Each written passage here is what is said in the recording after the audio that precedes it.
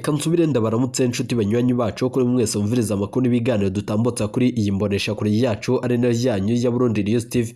Turi ku igenekerezo rya 18 Nzeri umwaka wa 2024. Aka kanya makuru akomeye cyane yejeje kudushikirana amakuru ateye ubwoba avugwa ku radio n'imbonesha kure vy'igihugu. Ni amakuru ari buze kugaruka ku bintu biyejeje gushika nga mu gihugu c'u Burundi nyuma y'amajambo akomeye cyane n'inama kadundura yo guha na cyane abatavuga rumwe n'ubutegetsi ijambo no gutanguza umugwi mushasha ugwanya leta y'igihugu c'u Rwanda. Ni nyuma y'amakuru akomeye cyane twashimye kugira ico tuyavuze ko nga mu gihugu c'u Burundi. Perezida Evariste Ndayishimiye umuvyeyi wacu yibonekeje mu bikorwa bitandukanye bitanezereje abatari bakeye na cyane bica bidukwegera akarambaraye. Hari amakuru tutariko turubahuka gushira kuri iyi mbonesha kure yacu twaronse mu mabanga akomeye cyane ya Perezida Evariste Ndayishimiye kubw'intahe mu biro vy'umukuru w'igihugu. Amakuru dufise arateye ubwoba, mbahaye ikaze. Eka rero nsubire ndagwe ikaze nshuti munywanyi wacu kure yumviriza amakuru yacu herereye irya rino ku migana y'amakungu ya kure abatwumviriza muherereye irya rino mu karere k'ibiyaga binini. Eka ndagwe ikaze nshuti munywanyi wacu kure yumviriza amakuru yacu herereye nga mu gihugu cacu c'u Burundi makumine agiye atandukanye mu bisata bitandukanye vy'igihugu. Mwese muhaye ikaze muri aya makuru akomeye cyane twabateguriye. Eka rero nsubire ndagwe ikaze kuri yumviriza amakuru yacu uringa ku mugwa mukuru wa politiki Gitega abatwumviriza muherereye irya rino mu gisagara c'ubudandaji Bujumbura, tutibagire abari mu bihugu bibanye bitandukanye coba igihugu ca Kongo, igihugu c'u Rwanda, igihugu c'u Buganda, Kenya nandi hatandukanye nka Tanzania. Amakuru adushikiye na amakuru ari buvugwe na cyane n'ibitari bikeyi kandi biri buze kuboneka kubijanye n'ibiriko birakwegera Perezida Evariste Ndayishimiye akarambaraye. Mbibutse yuko kuva yakagereza igihugu c'u Rwanda nanone ibikorwa bitandukanye vyo kwigisha umwari w'inyeshamba, ibikorwa vya kinyamaswa, ubwicanye n'ibindi bitandukanye. Gushika ubwo ntarasubira kuboneka amahoro nga mu gihugu c'u Burundi. Vyace vyumvikana yuko Perezida Evariste Ndayishimiye bamwe mu butavuga rumwe n'ubutegetsi bace bamushirako intureka iteye ubwoba. Yemerera tuze kwigaruka ko muri amakuru akomeye cyane twabateguriye. Eka nsubire ndagukengurukire cyane nshuti munywanyi kuri waje gupyonda ijambo sabone ku batarabikora akariko karyo ndagusaba muri kumusi video urabanditse ijambo sabone pyonde ko uraca wabona arakazo jyana nawe nyine pyonde ko hama tuje turabana amakuru ibiganiro dutambutsa kuri Burundi News TV. Ndabibutse yuko ayira amakuru avuga mu bisata bitandukanye, gisata ca politique, umutekano n'agateka zina muntu mukatorezwa n'umugwa amenyesha amakuru muhinga akorera nga mu gihugu c'u Burundi n'abandi bakorera irya nino mu karere k'ibiyaga binini. Gushika ubu ingingo nkuru turazifatira ku makuru akomeye cyane hejeje kudushikira. Ninde ariko arateza umutekano mukeyi nga mu gihugu c'u Burundi? Ese wahoze ari umusomabike w'umukuru w'igihugu nyene cubahiro General Major Evariste Ndayishimiye kuri ubu ngubu General Jules Ndeho kubwayoba afise urara rukomeye cyane mu bijanye no gutosekaza umutekano no gutera ubwoba Perezida Evariste Ndayishimiye. Amakuru dufise turaza kuyagarukako ku radio n'imbonesha kure vy'igihugu naho nyene biravugwa yuko sinyari zejeje kubura. Ese koko ninde yo bari inyuma y'umugambi ukomeye cyane wo gutera uruhagarara na cyane mu mutima wa Perezida Evariste Ndayishimiye na mubo bamushigikiye? Amakuru dufise ateye ubwoba. Mugabo bibaye mu nyuma z'uko ari umugwi mushasha uriko nanone urakirwa nga mu gihugu c'u Burundi. Uwo akaba ari umugwi Evariste Ndayishimiye ubwiwe yarahiriye yuko azowufasha mu bikorwa bitandukanye kuba wese yipfuza kugwanya igihugu c'u Rwanda. Vyabonetse yuko abatavuga rumwe n'ubutegetsi nga mu gihugu c'u Burundi abo bose bagezwa yuko ari abansi b'igihugu. Nubwo biruko ndabibutse yuko atamwansi w'igihugu mu nyuma z'uko umuntu wese ashikirije iciyumviro ciwe. Igihugu cacu c'u Burundi ni igihugu cyikuciye kirafise na cyane ivyo gikwiye kandi gitegerezwa gushikiriza. Amakuru akomeye cyane yejeje kudushikira aramenyesha yuko Perezida Evariste Ndayishimiye intwaro yiwe yoba ishitse aho umwasi ashaka. Turibuze kubigaruka ko muri aya makuru akomeye cyane twabateguriye. Dufatiye ku makuru ava muri Permanence Nationale yemeza yuko Evariste Ndayishimiye umwanya ku mwanya ashobora kugandagurwa. Ayandi akemezwa yuko gutembagaza Perezida Evariste Ndayishimiye kuba ari akaryo keza kuko abarundi bosubira kuronka ivyo babuze, nayo abanyarwanda bagasubira kuronka imikeke n'indagara n'ibindi bitandukanye. Mbanje kubaha kaze muri aya makuru akomeye cyane twabateguriye. bibaye mu nyuma z'uko Perezida Felix Antoine Tshisekedi wa Kongo wewe yatanguye kwagirizwa n'abanyagihugu bacu ko yoba ariko aragumbura kandi akaba ariko arahenda Perezida Evariste Ndayishimiye. Aho biboneka yuko ibikorwa bitandukanye biriko birakogwa nga mu gihugu cy'u Burundi vyose bishigikiwe na nyiricubahiro Perezida Felix Antoine Tshisekedi wa Kongo. Biboneka yuko hariko haraboneka igipfungu cinshi cyane mu biriko birakorerwa nga mu gihugu cy'u Burundi.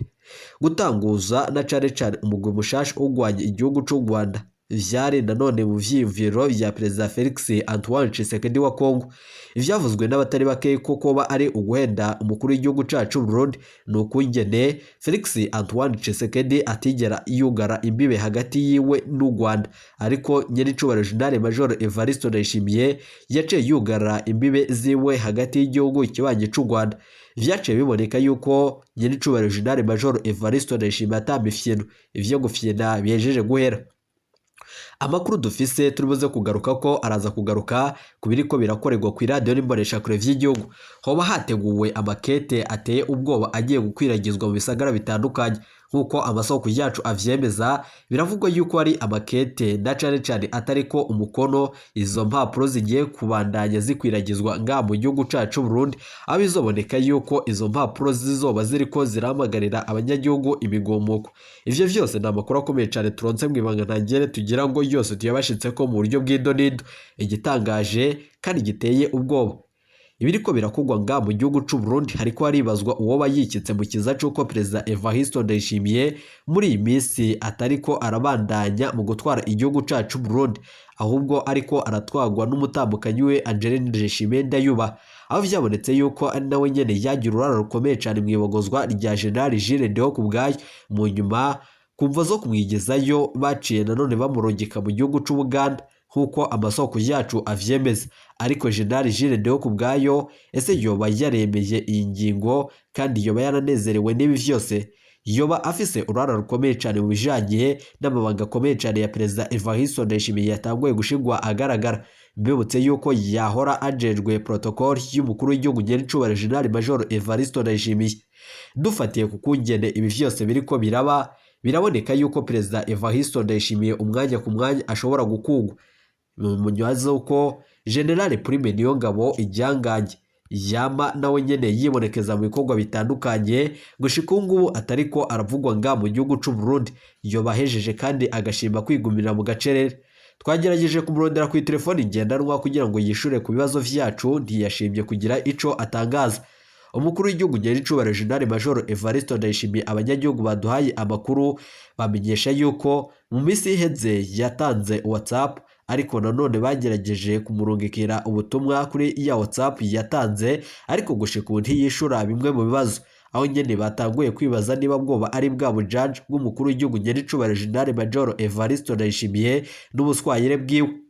Dufise ibibazo bitandukanye biriko vyugarije igihugu cacu Burundi ntitwotera imbere. Nibaza yuko ibi vyose biriko birakogwa kandi bikagirwa n'abategetsi batari bakeyi, mugabo ibi vyose biriko biraba birafisemwo urara rukomeye cyane, inguvu n'ibindi bitandukanye.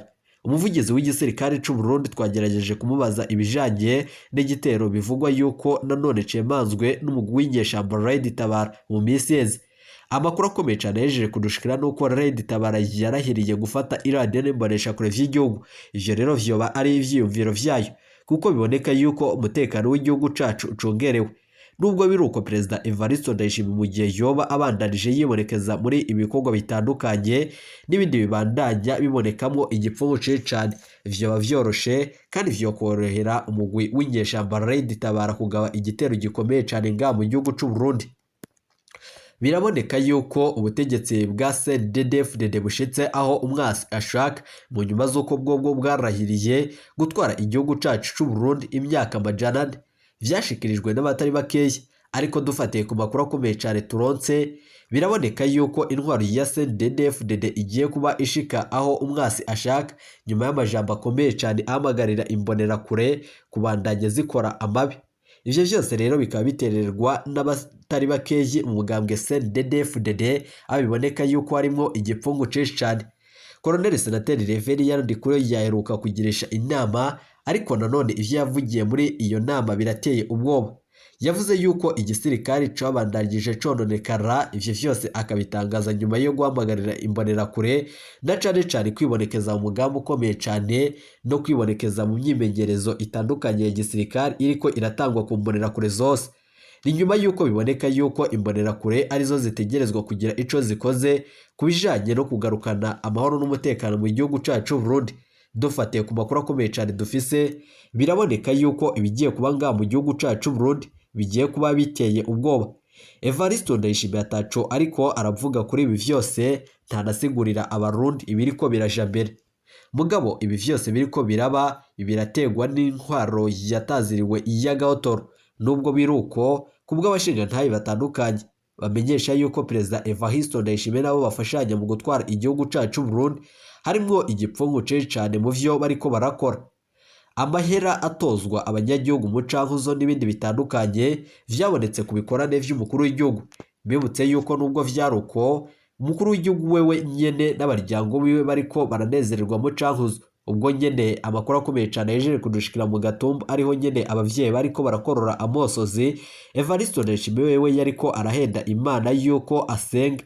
Ariko ivyo vyose ni ukugerageza na cane kwikururira abanyagihugu kugira ngo rero babandanye bamukunde muri aya matora bazobandanye batsinda. Nubwo biruko Evariste Ndayishimiye abatari bake bemeza yuko ashoboye vyose. Amakuru akomeye cyane ahejeje kudushikira agiye gukura ko Perezida Evariste Ndayishimiye n'umugwi mushasha agiye gutangurira nga mu gihugu c'u Burundi. Mbibutse yuko yasavye Perezida wa Gabon kuba yotangura kandi agakoresha ihuriro rikomeye cyane nk'iryakorewe mu gihugu ca Kenya ubwo Alliance Fleuve Congo nanone bise nanone iko yari irongowe na Colonel Nanga na Bertrand Bisimwa wa M23. Bivugwa yuko rero iryo huriro ryakoraniye mu gihugu ca Kenya. Ni mu nyuma z'uko Perezida Evariste Ndayishimiye nawe nyene yisabiraga mugenzi we vy'imfata kibanza mu gihugu ca Gabon kuba nanone ihuriro rikomeye cyane rigwanya ubutegetsi bw'u Rwanda ryotangurira mu gihugu ca Gabon. Perezida wa Gabon yavyiyamirije kure, amenyesha yuko atiteguriye kwinjira mu matati ari hagati y'igihugu c'u Burundi n'igihugu c'u Rwanda. Na cane ko abona yuko ataco azomuzanira usibye gukwega akarambaraye. Mugabo dufatiye kuri ayo majambo ya Perezida w'igihugu ca Gabon, biraboneka yuko Perezida Evariste Ndayishimiye yejeje kumarambarira imbere y'abategetsi batari bakeya. Amajambo akomeye cyane ya Perezida Evariste Ndayishimiye yiyamirijwe n'abatari bakeya nga mu gihugu c'u Burundi, aho nyene babona yuko ingingo zikomeye cyane ziriko zirafatwa n'ubutegetsi bwa Gitega ari ingingo zikura abanyagihugu umutima aho kubazanira ikizere canke ikigongwe. Amakuru dufise ateye ubwoba. Ibi vyose rero bica vyumvikana yuko abihweza ivya politiki babona ko Perezida Evariste Ndayishimiye ategerezwa gutanga imihoho canke agafata ingingo ibereye izozanira abanyagihugu na cane ibikorwa bifise umumaro. Ni amakuru duhora dusubiramwo akatari gakeya. Kuri imbonesha kure yacu hari vyinshi tutubahuka gushirako nyuma yuko amakuru turonka mu gisoda yoyo ashobora gutuma abanyagihugu babandanya binjira mu bigumuko n'ibindi bikorwa bitandukanye. Reka twigarukire ku makuru akomeye cyane twababwiye mu fuyo ubwo twababwiye yuko ari umugambi ukomeye cyane ku radio n'imbonesha kure vy'igihugu. Amasinyari yasubiye kubura ku munsi weje ku igerekerezo rya 17 Nzeri umwaka wa 2024. Harumvikanye amakuru akomeye cyane ku kibuga c'indege citiriwe Meke Ndadaye i Bujumbura yuko sinyari zajeje kubura. Hari havuzwe yuko ari umwe mu bajenerali na cane uwahora agendanira Generale Prime Niyongabo kari we nyene yabuzwe irengero. Gushika ubu n'ubundi amakuru dufise ntarashika nanone gaboneke. Vyari vyatanguye kumvikana yuko uyo mujenerali yoba ari mu mugambi ukomeye cyane wo gutembagaza ubutegetsi. Generale Prime Niyongabo rwoba ari urukino na cane yoba ariko arakinira Perezida Evariste Ndayishimiye. Abategetsi nga mu gihugu c'u Burundi, politiki nga mu gihugu c'u Burundi vyose birasa nk'ibitwenza. Amakuru dufise ateye ubwoba nyuma yo kugaruka kubikomeye cyane biriko vyama bivugwa nga mu gihugu c'u Burundi. Mbaye kaze turaza kugaruka tubibashitsa ko mu buryo bw'idonido kandi dutange umuco kuri ayo makuru n'ayandi ariko arakwiragizwa nga mu gihugu c'u Burundi.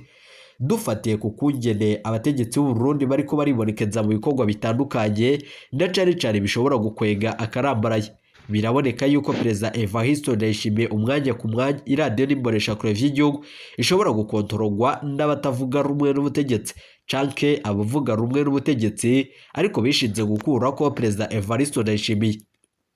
kuko nabo nyene bakuye ko umwisi Perezida Petero Nkurunziza kandi bambaga bavuga rumwe n'ubutegetsi. Mbibutse yuko uwutavuga rumwe n'ubutegetsi wese atariwe mwansi w'igihugu nk'uko nyene Perezida Evariste Ndayishimiye na Colonel Senateri Reverien Inkuru yo babishikiriza, bamenyesha yuko ibiriko vyose bibanga mu gihugu c'u Burundi n'ibindi bitandukanye vyama biboneka, ariko nanone ivyo vyose bakabandanya bavuga yuko nubwo biruko abatavuga rumwe n'ubutegetsi aribo batosekaza na cane cane ibijanye n'ibikorwa bitandukanye vy'iterambere nga mu gihugu c'u Burundi. Mbabwire ukuri, ibiriko birategurwa na cane cane na Perezida Evariste Ndayishimiye ni ibikorwa biteye ubwoba bizozanira igihugu cacu c'u Burundi akarambaraye, bizobandanya bidukwegera nyuma yuko bibonetse yuko Perezida Evariste Ndayishimiye wewe ataco ashaka kumviriza ku bahanuzi banurira igihugu c'u Burundi. Abanurira igihugu c'u Burundi bamenyesha yuko ibiriko biraba vyose biriko birategwa n'intwaro, aho basaba Perezida Evariste Ndayishimiye guhindura ingendo, kwanka ibikorwa bitandukanye ariko arashorwamwo na Perezida Felix Antoine Tshisekedi Tshilombo. Amakuru dufise arateye ubwoba. Umugwi w'inyeshambo wa FDLR wejeje guhabwa indaro nga mu gihugu cacu Burundi nkuko Perezida Felix Antoine Tshisekedi yahora abisaba mugenzi wiwe nyene icubahiro umuvyeyi wacu Perezida Evariste Ndayishimiye. Ivyo vyose nubwo biruko biteye ubwoba, birateye umutima uhagaze abanyagihugu babona yuko iyo ngendo ikwiye gusubirwamo. Evariste Ndayishimiye nkuko nanone ahaye indaro uyu mugwi w'inyeshambo wa FDLR mu gihugu cacu c'u Burundi, biboneka yuko woba witeguriye kugaba ibitero bikomeye cyane ku gataka k'u Rwanda. Perezida Evariste Ndayishimiye ni mu nyuma z'uko yagirije igihugu c'u Rwanda kuba co bagiterera umwari w'inyeshambo Tabara ufatwa nk'uwiterabwoba nga mu gihugu c'u Burundi. Ni amakuru twabateguriye turi buze kugaruka tubashitsa ko mu buryo bw'idonido kandi tugatanga umuco kuri ayo n'ayandi ariko arakwiragizwa nga mu gihugu c'u Burundi. Mbibutse yuko bibaye mu nyuma z'uko ibiriko biraba nga mu gihugu c'u Burundi biriko biragirwa n'abatari bakeya, ntiyibazwa imvo ibi vyose biriko birakogwa. Mbibutse yuko ibihugu vy'Abarabu vyatanguye guhereza gasopo Perezida Evariste Ndayishimiye mu bikorwa bitandukanye ariko yibonekezamo. Ni mu nyuma z'uko mu minsi yaheze ariho nyene Perezida Evariste Ndayishimiye yari yagiriye urugendo rukomeye cyane muri Arabia Saudite, aho nyene yamenyesha yuko yagirize ivyo aronka muri ivyo bihugu. Kuri ubu ngubu rero vyaciye birungika ikirete mu biro vy'umukuru w'igihugu bimenyesha yuko ategerezwa kwitondera ibi vyose, ariko nanone aribonekezamo nyuma yuko Perezida Evariste Ndayishimiye umwanya ku mwanya ashobora kwagirizwa kuba ariko arakorana n'imigwi y'inyeshambo igwanya ubutegetsi bw'u Rwanda. Biruko mu nyuma z'uko u Rwanda narwo nyene rutegerezwa kuduha bamwe bagize uruhara rukomeye cyane mu kugerageza gutembagaza ubutegetsi mu mwaka wa 2015, niko amasoko yacu avyemeza. Nta niryo jambo Perezida Evariste Ndayishimiye yamashikiriza. Nubwo biruko ariko u Rwanda rukishura yuko abo bose bagengwa n'amategeko y'impunzi, niko amasoko yacu muri ico gihugu amenyesha. Mbaye ikaze ntimuje kure, ibiganiro vyacu nakagaruka turaza kugaruka tubashitsa ko ayo makuru natwe twabateguriye. Ese u Rwanda n'u Burundi birasubira kugirana ibiganiro hagati yavyo canke vyo bigiye gukomeza biyangara? Mbaye ikaze ntimuje kure, ibiganiro vyacu nakagaruka. Iyi ni Burundi News TV.